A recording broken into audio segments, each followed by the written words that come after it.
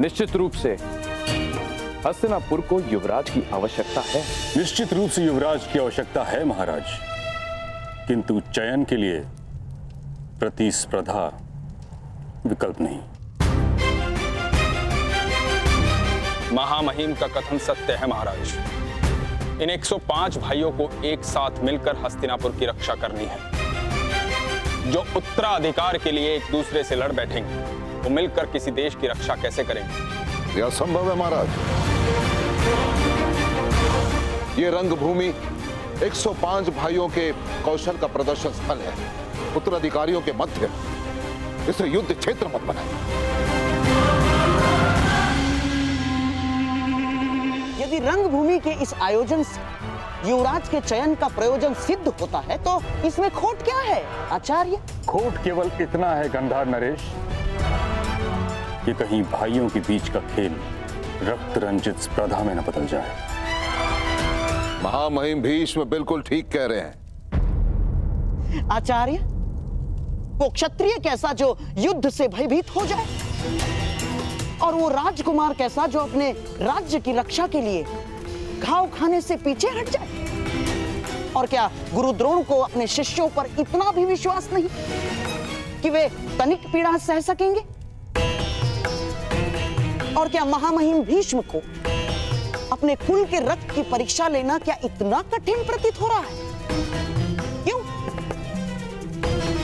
जो गंगा पुत्र भीष्म अपने केवल वचन के लिए आजन्म ब्रह्मचारी रहे, जिन्होंने अपने दिए हुए वचन के लिए मृत्यु को स्वयं से आज तक दूर रखा, क्या ऐसे महामहिम महाबली गंगा और शांतनु पुत्र भीष्म हस्तिनापुर के सिंहासन को एक सशक्त, समर्थ, सक्षम और सुरक्षित हाथों में नहीं देखना चाहेंगे? मैं मानता हूं ताक्षरी कि राजकुमारों के लिए यह प्रतियोगिता बहुत कठिन होगी, परंतु मुझे आचार्य द्रोण की शिक्षा पर पूर्ण विश्वास है कि सभी राजकुमार इस प्रतियोगिता को मैत्रीपूर्ण भाव से लेंगे। फिर सभी राजकुमारों को एक नियम से बांध दिया जाएगा। यदि किसी भी राजकुमार ने दूसरे राजकुमार का रक्त बहाया तो उसे अपात्र घोषित कर दिया जाएगा। इस नियम के प्रभाव से आपकी चिंता का हल भी निकल आएगा और हस्तिनापुर को उसका युवराज भी मिल जाएगा। कहिए ताक्षरी, क्या ये उचित नहीं? जैसी महाराज की अच्छा। तो फिर यह निश्चित रहा कि कल सभी राजकुमारों के बीच शक्ति प्रदर्शन होगा और मुझे पूर्ण विश्वास है कि विजेता वही होगा जो सर्वश्रेष्ठ होगा।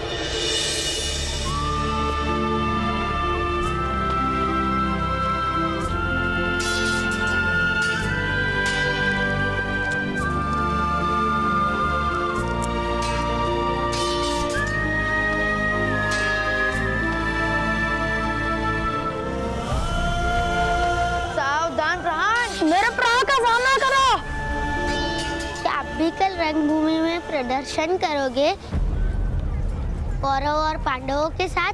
प्रदर्शन? कैसा प्रदर्शन?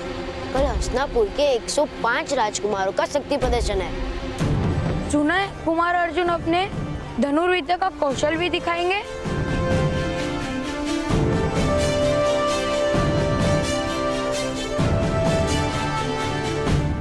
कल की प्रतियोगिता में कौन किसके साथ द्वंद्व करेगा यह निश्चय आप करेंगे। प्रतियोगिता पक्षपात रहित होनी चाहिए महामहिम। आप आचार्य द्रोण पर संदेह कर रहे हैं गंधार नरेश? नहीं महामहिम, कदापि नहीं। मैं तो केवल मानवीय निर्बलता की बात कर रहा हूं। कितना भी प्रयास कर लीजिए, घुटना पेट की ओर ही मुड़ता है और ना चाहते हुए भी एक माता अपने पुत्र के पक्ष में ही बोलती है। महामहिम।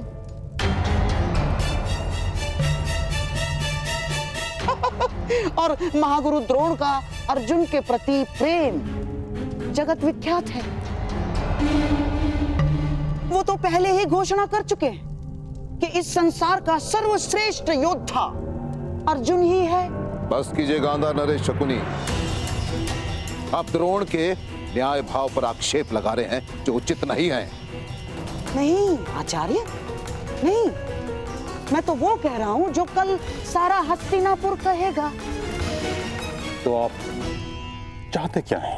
मैं तो केवल महाराज को यह निवेदन करना चाहता हूं कि द्वंद्व के प्रतियोगियों का निर्णय कोई मनुष्य ना करे। तो फिर कौन करेगा शकुनी? वो जिसमें पक्षपात का भाव ना हो।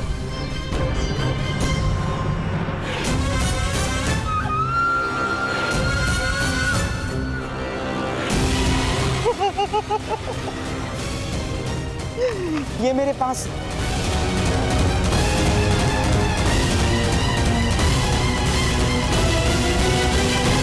मैं भी कल रंगभूमि में जाकर कौरवों और पांडवों के बीच अपना प्रदर्शन करूंगा और ऐसे ऐसे तलवारबाजी करूंगा। मूर्ख, अज्ञानी, हमारे जैसे छोटे लोगों को दिन में स्वप्न देखने का अधिकार नहीं है। ये रंगभूमि राजपुत्रों के लिए है, तुम्हारे लिए नहीं है पुत्र। तुम लोहार के पुत्र हो, लोहार का काम करो, छोड़ो ये तलवार वलवार चलाना। अपनी निर्बलता और उस पर क्यों थोप रहे हो? हर बालक का अधिकार होता है अपना भविष्य चुनने का, अपना भाग्य स्वयं लिखने का।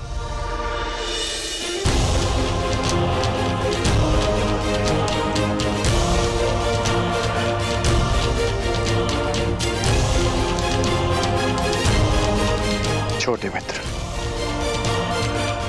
कभी स्वप्न देखना मत छोड़ना